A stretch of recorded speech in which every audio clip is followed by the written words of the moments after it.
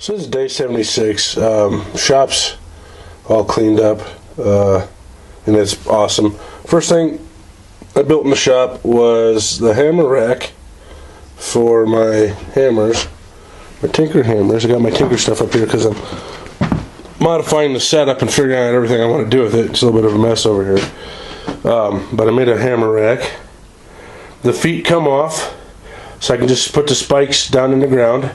The rod that comes up comes separate from the top rack. It'll all fit in my Tinker box I have. I have this old wooden branding box that the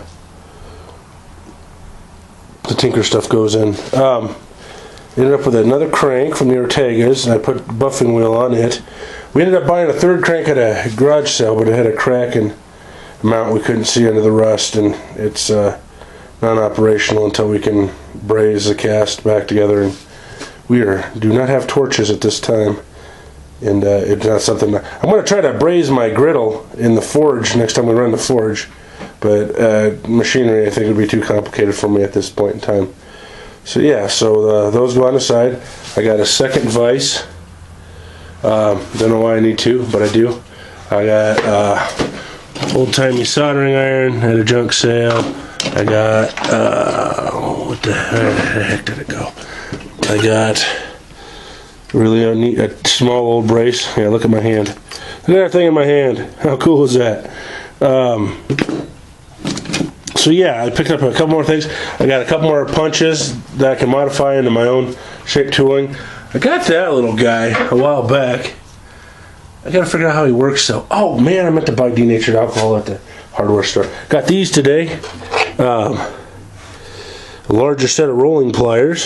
Pretty happy about that. Got this size of ball peen for the blacksmithing tools and for this set, which that's really exciting.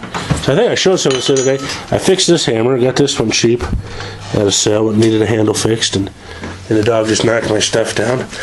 Hold on. So anyway, so yeah, that's my hammer rack. Anyhow, back up to this thing I'm going to work on now to kind of get myself out of mundanity and back into being regularly doing what I'm supposed to be doing with my time in my life, and all that sort of stuff. So this is a powder horn. Apparently there's powder in this powder horn still. Well, isn't that interesting? Well, let me just sweep that over to where I do the welding, so that'll be fun later. All right. There's powder in that powder horn. Oh, nice. Anyway, this is obviously a handmade horn. We got it we did a big trade a couple years ago. Some people were getting out of rendezvousing, and we're broke at the same time, and so we got a screaming deal on a bunch of stuff, and this was in there. And we ended up packaging it as part of a deal with my friend Chance's stuff. There are some good ideas here, and it's a nice little horn, and it's better than the ones they sell in the store. Those are junk. But the hole's small, and there's stuff, and just the plug comes out, and this comes off, and the front comes off, and it's just not a great horn. I'm gonna fix that. I'm gonna rehab it. So I do that a lot. I build horns from scratch. I got one I'm ready to start. It's cleaned up and everything. I've got some more to boil out, and then I got some whole box full that are ready for the next step of getting the rough stuff off.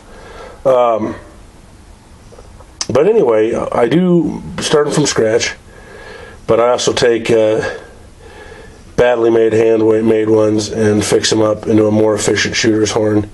And I also those really, man, every sporting goods store sells them too. They're like, $10 or $15, $20, made in India.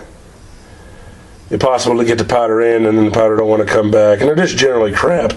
But they can be modified and fixed. Just you have to know what you're doing and what you're looking at. So I'm going to come in here and I'm going to do something badass with this horn, and it takes the time it takes me today.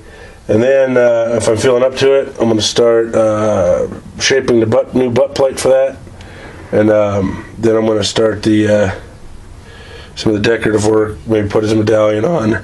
I got my tiny tacks. I found some, and I got this done the other day. I don't know if I filmed this. You know, I think filmed the other day when I reduced the barrel. As you can see, I've crowned it. It's square. Actually, you see it in person, and people who are, you know, former jewelers and stuff like that, and they go, "Damn, you did that by hand?" I'm like, "Yeah, I'm careful." I hand cut and filed in the sight mount dovetail up front here, and frankly, it's a hell of a lot better than the factory did. We came back and I fixed all the stuff, like how it mounts into the stock, the rod retaining clip, made the hammer work, cleaned that up. Really disappointed that this is a one-piece pot metal trigger setup. I mean, for a kit gun, the kit costs $300. You'd think they'd put a little more good stuff in there, but the world just gets cheaper and cheaper. So over time, we'll be able to trade out Draco's stuff. Like these are cast pot metal, you know, rod ferrule and mount for a sling, same there. So we'll get that over time. You know, and it'll be fun for Draco too. And that's, see, I want a different trigger. You want to shorten the trigger by 1/4 inch. I want to drop the front of this loop a little bit. It's just bigger than it needs to be. I mean, I got huge sausage fingers, and there's twice as much in there than I needed to be. Finished putting screws in here and there.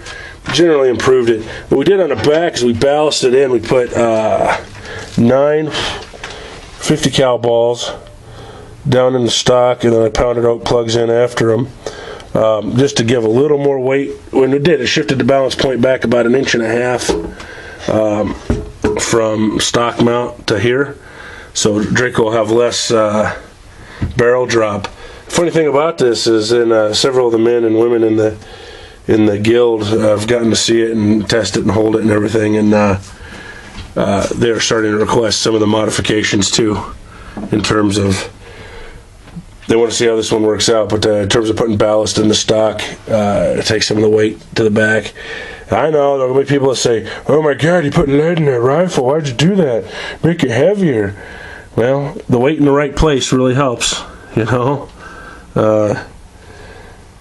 You can help reduce recoil. It can help barrel stability. Bed in the barrel can, you know, help barrel movement. So anyway, that's what it is. But this is what I'm going to work on for a little bit, so we'll see how that goes.